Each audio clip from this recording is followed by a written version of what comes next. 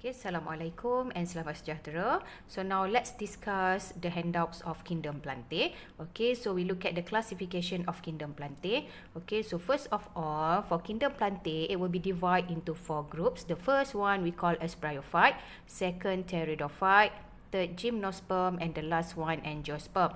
Okay, so we look Bryophyte first. So for Bryophyte, there are 3 phylum under Bryophyte, which are the first one we call as phylum Bryophyta.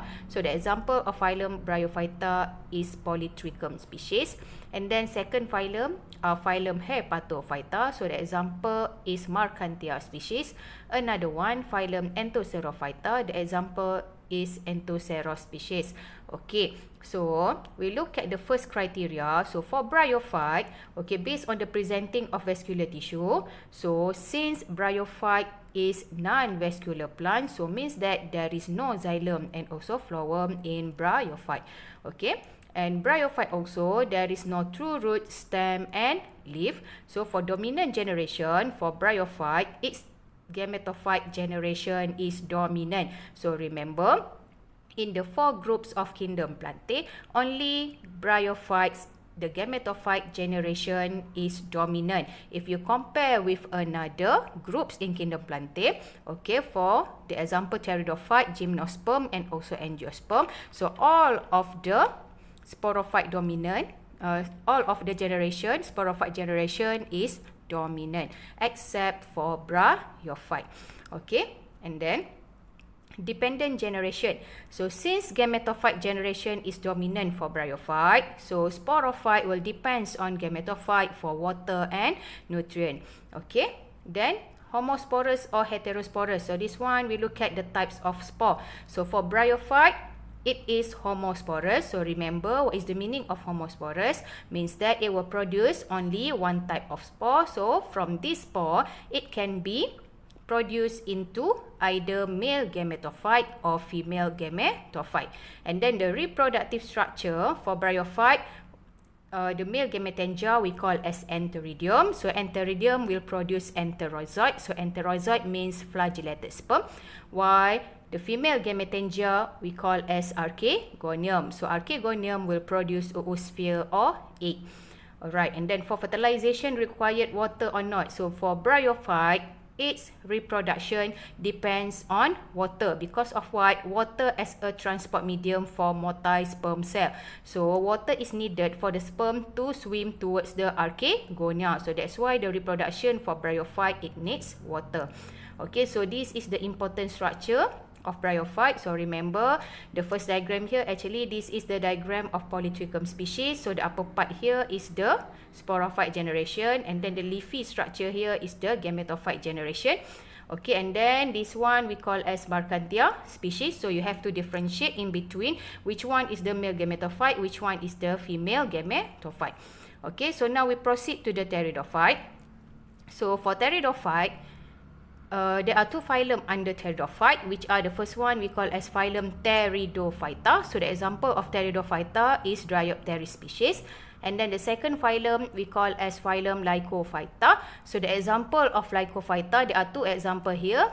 This one we call as Selaginella species.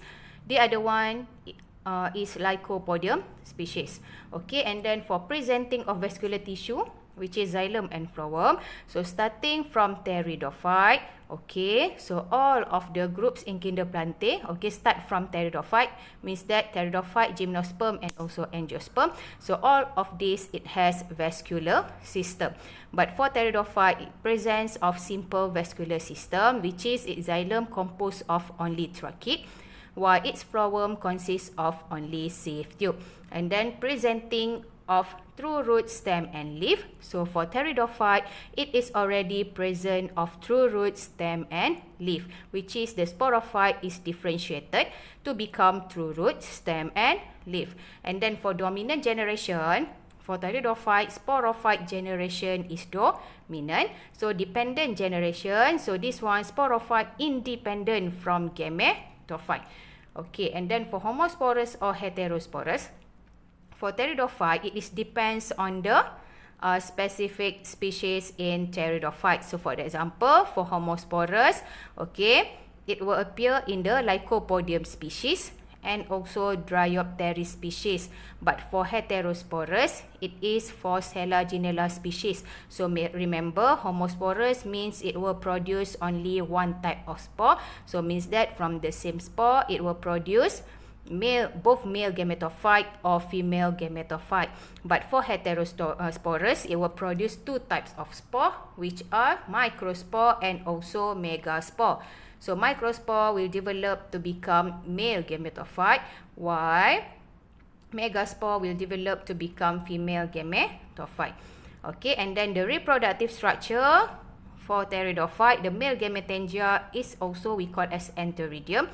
Female gametangia is archegonium. And then for fertilization required water or not. So for pteridophyte, it is also depends on water as a transport medium for motai sperm to swim towards the archegonia. So this is the important structure. So means that you have to differentiate where is the what is the structure of the Lycopodium, Selaginella, and then what is the microsporangium, megasporangium. Okay, so this is the structure of sporus that we can found at Bryopteris species.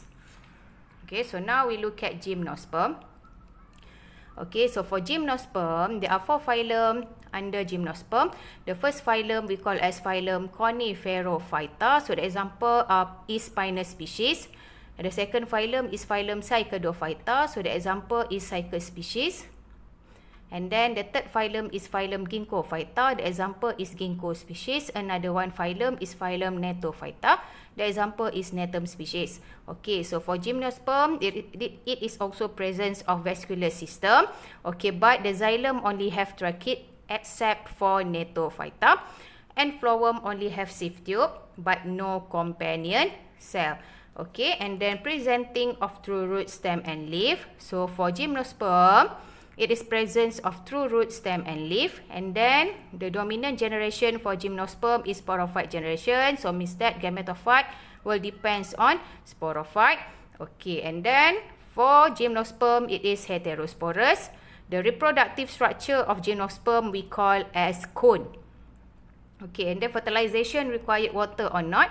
For Gymnosperm, it does not depend on water, but it need pollination agents such as wind. Okay, so the diagram here, this one will show the ovulate cone. Okay, so ovulate cone actually we refer to the female cone. Okay, the other one here is the staminate cone. So cone is the reproductive structure for Gymnosperm.